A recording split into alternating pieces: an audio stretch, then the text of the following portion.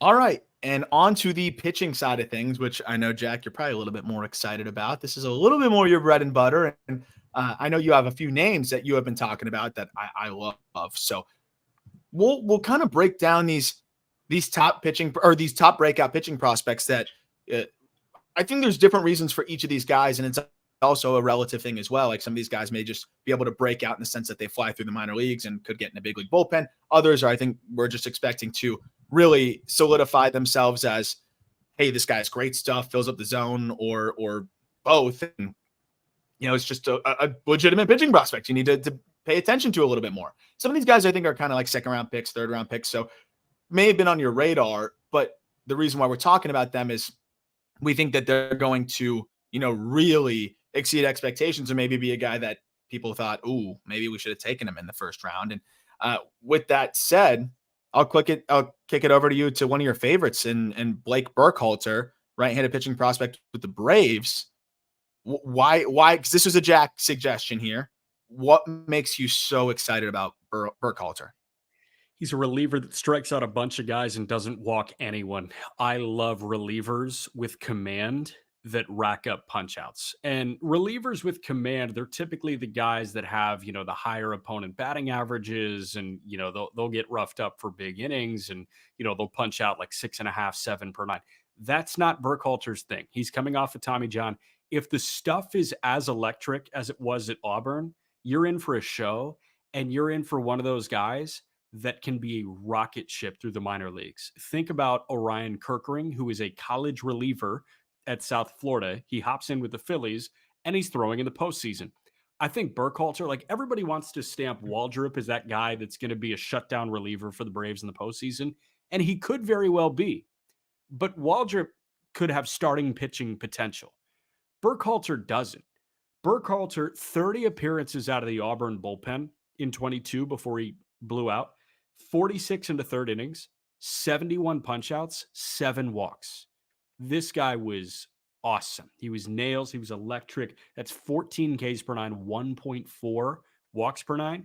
If this guy's back healthy, I think he's one of those that it's like all of a sudden he's a setup guy and you're telling me that he has, 35 minor league innings under his belt. Yes, that could be that guy. And the plan was to try him as a starter and then just getting banged up, I think ultimately resulted in them saying, hey, like we're probably just going to fast track you as a reliever. But I agree. I mean, he's going to break out because he could be in that bullpen by the end of the year or earlier than that with the stuff that he has. That cutter's disgusting. Fastball, runs it up to the upper 90s and the changeup he's mixed in there as well. So I think this is a guy that absolutely especially with that cutter, can just get up there quick and be an effective reliever for the Braves. So he was a second round pick as a reliever. And we look at, quote unquote, first reliever off the board in every draft. They always kind of fit that mold of like, hey, are you going to rise quickly? And there are guys like, I want to say Michael McAveen was the Louisville closer that was first reliever off the board for the Cubs a couple of years ago, and it just never really worked out. Kevin Kopps won the Golden Spikes with Arkansas. Yeah. Padres took him in the third round because he had that one pitch. It hasn't worked out yet, but Kopps is going to be in AAA, and he might get there this year. But you go to some of these other guys, it's like, hey, we draft you to move quickly, especially when you go to a great team at the major league level like the Braves. Yep. Next guy is, I think, one of my favorite breakouts on the mound, assuming, he is able to stay healthy. But Luis Perales of the Boston Red Sox organization, he's had nice stretches. So you could, say he's already kind of on the cusp of that, but I still think that he could very clearly be a breakout. The Red Sox added him to the 40-man roster to protect him from the Rule 5 draft because the stuff is so good. But it's a unique over-the-top arm angle. But the way that he goes from there is he's able to generate elite ride and almost no horizontal movement. So it is straight backspin. He averaged 21 inches of induced vertical break on his fastball in 2023 and less than 5 inches of horizontal movement. So that is just straight ride. Like that is brutal for hitters, and it's in the mid 90s. That's a plus heater. I put a 70 on that thing. Picked up elite whiff rate last year within the zone and high chase rates because it either looks like it's going to be at the top of the zone and ends up, finishing above that, Because I think hitters are always trying to calculate how much they think it's going to drop, and it doesn't, or he freezes hitters at the knees all the time. The problem is there's a little bit of fastball reliance there because the slider is probably his second best pitch, and it's I have a 50 on it. But I think the way that it tunnels off of his fastball will make it play up a little bit. And then he has a cutter as well and a changeup that he'll mix in on occasion. I just think that fastball alone will allow him to just dominate, I think, a lot of hitters and overpower them. And I think he could, if the command and the health continues to come along, I mean, Perales could be a high strikeout guy that ends up climbing, pretty quickly. And dude, like he has yet to turn 21 years old. He'll probably make his AA debut as a 20-year-old. He turns 21 on April 14th. Like my thing. So you look at last year, 8 starts in high A. Yeah, he had a 5. Do you think he goes to high A or do you think he goes to Portland? Probably high A. That's my You think guess. so? I They don't just added him know. to the 40-man. Maybe optically they're like, oh, we should send this guy to AA, that kind of thing. That wouldn't surprise. I mean, and he finished pretty well. Like the high A stats, like he had a couple bad starts, but especially the last start of the season against Hudson Valley, went 6 innings, 1 hit, no runs, 2 walks, 4 Ks. I'm interested to see where they assign him. I wouldn't be shocked if they go back to high A for a couple starts, and then send him to double. But I think you can kind of justify whatever because really the biggest competition for him is him. It's just about the command. Is he going to fill the zone up enough? And is he going to have enough confidence in the secondaries? And I think he will. So I think he could handle a AA assignment. But I mean, the fastball command is going to be the big thing there because if he's even relatively around the zone, he's going to get a lot of whiff and a lot of chase. So I'm excited for Perales. I think he could strike out a lot of hitters. I think he could lead the Red Sox org in strikeouts this year in terms of strikeout rate this year. Cool. Next arm, Sean Sullivan, Rockies left-handed pitching prospects. We talk about how they are just going all in on these funky left-handed release, usually low. And I mean, Sean Sullivan's as good of an example of that. I think naturally, just with his fastball alone from that release point, he's going to just, I think, carve through lower level hitters. And Sullivan, another guy that, we need to see him stretched out a bit more. We need to see the command.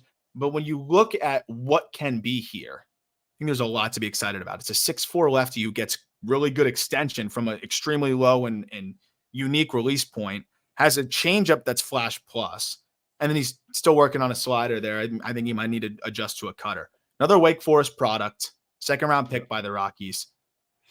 We've seen what Palmquist has been able to do, and I think Sullivan is, in terms of physical talent and stuff, is better. Just Palmquist has really good command for a guy that throws the way that he does. If Sullivan can develop command-wise, I think he could be even better than Palmquist. But they're also different arsenal-wise. Like Sullivan is, that fastball takes off. Palmquist is kitchen sink from like a true sidearm thing he's got going on versus Sullivan is like he gets great VAA, right? Like that's kind of what he's at. His attack angle is low, but it rides exceptionally well. So he's doing like the low overhand thing. Palmquist is doing like a true sidearm thing. Like I think Colorado has been dismantled by Ryan Walker, and they saw Palmquist and was like, we see a lefty Ryan Walker here. Versus Sullivan, it's very, I guess Joe Ryan-esque. Like Joe Ryan's the cookie cutter example of, low attack and then like good IVB off of that. Yeah, I'm trying to think of like what you could kind of comp that Sean Sullivan delivery to, because I do agree it's a little bit more. I think it's almost like Kyle Harrison-ish. Where that's the right comp. I think that's kind of what, but to your point, that is more swing and miss, whereas Palmquist he does get some swing and miss, but he's mostly just getting you out on your front foot, and then he'll surprise you with the velocity, but everything from that sidearm, release point just seems like it's fading away, and then all of a sudden he'll get it in on you because he can buzz it up a little bit. Whereas Sean Sullivan, he's going to attack you a bit more, and it's going to be Kyle Harrison-esque with the fastball and the changeup. The slider isn't there with Harrison, and the fastball quality isn't quite there, and that's why Harrison's a top 100 prospect and Sean Sullivan's not. But I think what really makes Sullivan interesting is he gets 7 feet of extension as well. Crazy. So when you're getting more than 7 feet of extension on the fastball, and it's from a 5'2" something release height, and it's got some ride to it, and it's, I think going to tick up as he continues to just get more innings under his belt. I think he's gonna be really tough for hitters from both sides of the plate, and it really helps that he's got the changeup too. So because if he was fastball slider, I'd be worried. Okay, how do you get righties out? But I think he's got the arsenal to be able to do both. Yeah. Next is Ty Floyd. Talk about a riding fastball. This is a riding fastball in the Reds org. Like the Reds have been targeting these guys. We've talked about that. Floyd is the latest example. And then I'm going to actually mention another breakout Reds prospect that I think is another example from the same draft class that has the riding fastball as well.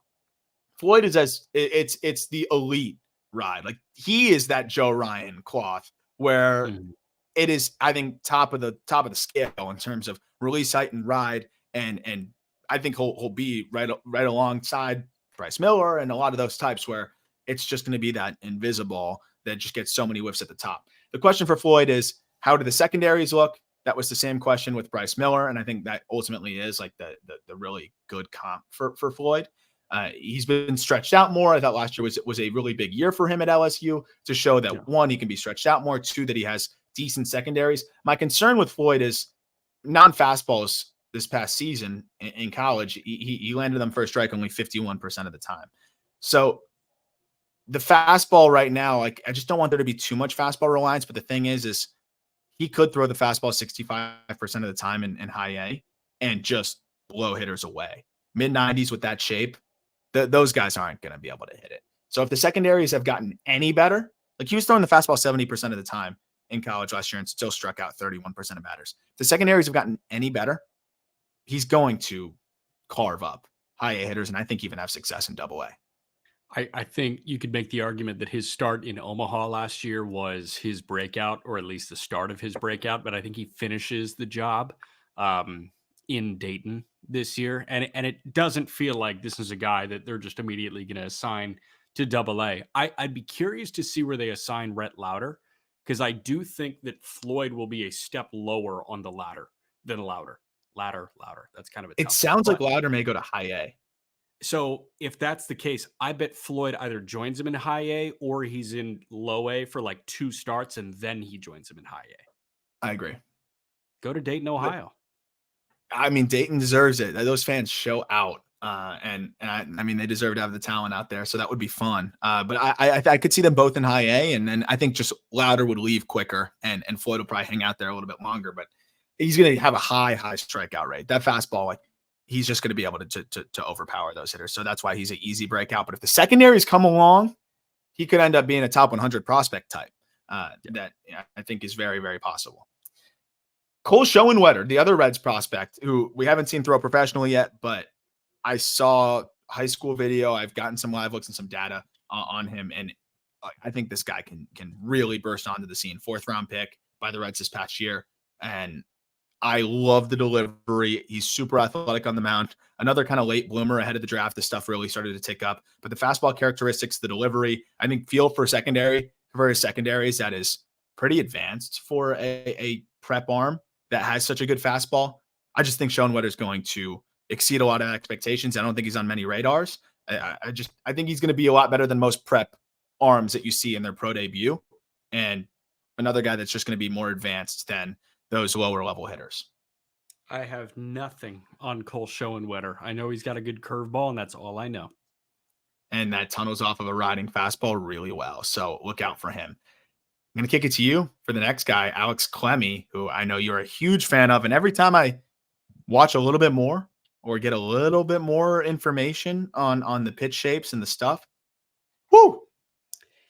I think this might be the guy. I think so. This might be the guy. Is this not the poor man's Noah Schultz right now? Or at least like the younger Noah Schultz right now? He is a tall, lanky kid from the Northeast that no one really knows about, that the Guardians, who are the best pitcher identifier that we've got in the game pretty much aside from Tampa, ID'd in the 2nd round. He's a lefty that can run it up to 98, 99, elite carry, elite spin, and then he spins the shit out of the ball. off of that. If this guy puts together a whole year in low A, and I have no idea what they're going to do, they might start him at the complex and he'll get a late start to the year, whatever.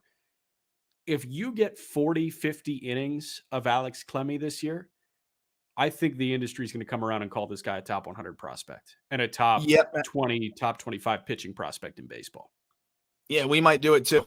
I mean, it's just one of those things too, where he was just cut from that cloth too, of we just haven't seen enough to be able to rank him in the top 100 just yet.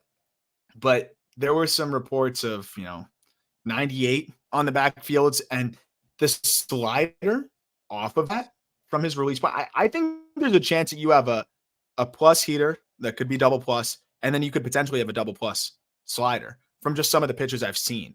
And one of those that just is so sharp that it's going to work to lefties and to righties. I mean, he was touching 98 in some of the, I think it was like the end of the year last year. They had him throw a little bit of like a instructs adjacent, kind of just like the scrimmage games, things that we were talking about. Apparently just touching 98 pretty frequently. If he's doing that from the left side from that release, and you mentioned the ride and the way he can spin the baseball, and then the slider that he's got too, those two pitches are going to really help him jump right out of the gate. And then it'll be the same thing that we talk about with so many of these young and talented arms is, what does a changeup look like? He's 18 years old though still. He won't turn 19 until July 18th. So he's extremely young. 6'6". I'm excited to get more data on like the release height and the extension that he gets. But just watching, you can tell that this is unique stuff that is going to make hitters very uncomfortable. I saw a couple tweets, and it might have been Guardians Perspective that put it out, and they do a great job on Twitter. That's one of my favorite follows on Twitter. I know all I need to know about the Guardians farm system because of that account.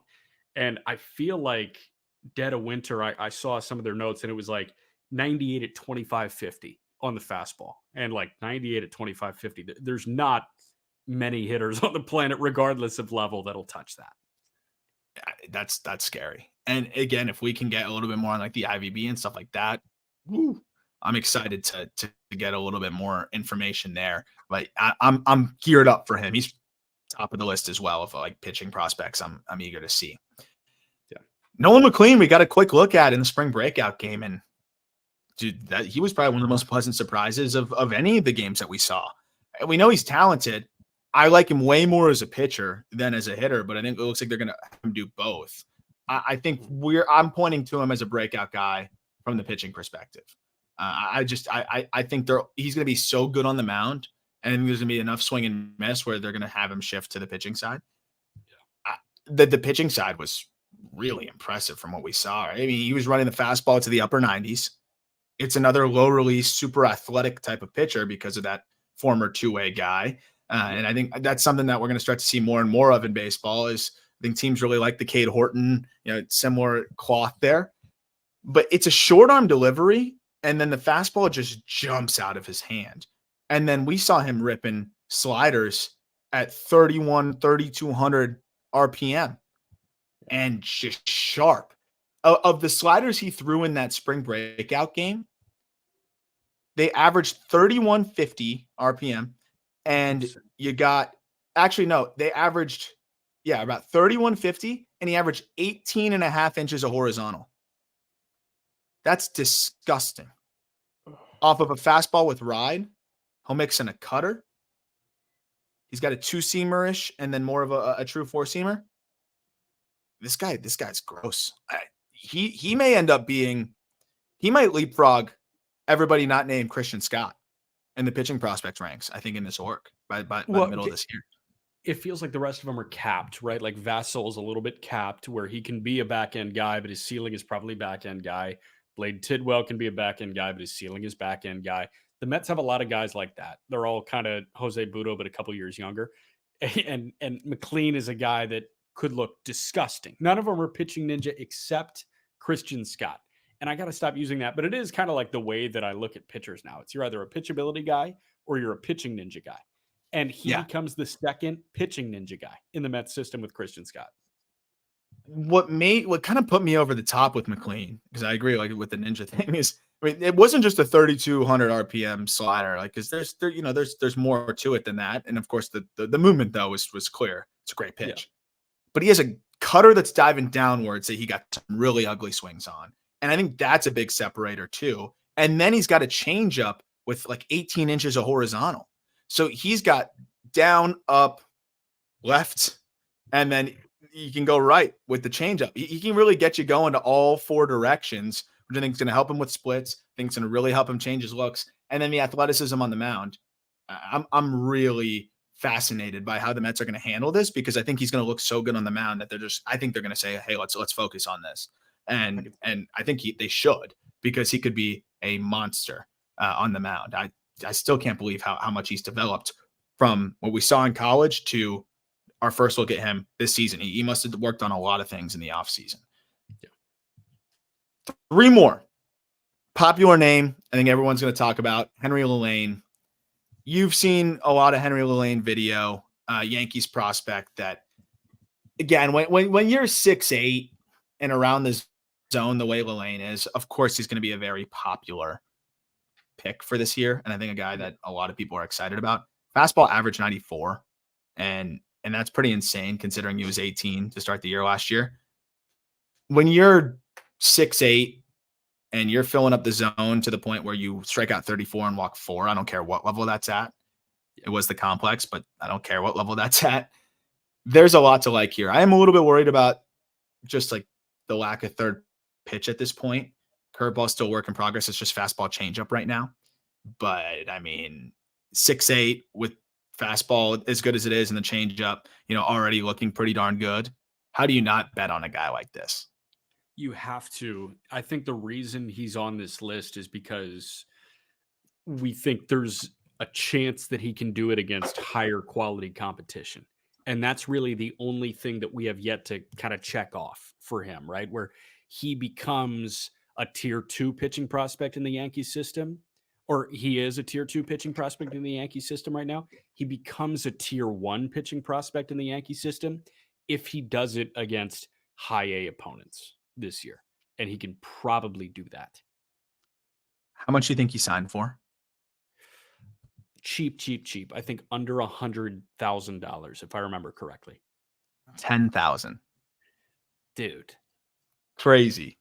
How does a guy like that slip under the radar? That's covering a season of rent. And like, thank God that these clubs are covering non-40-man guys' rent in the minor leagues. But I mean, that's an off season of rent. That's crazy.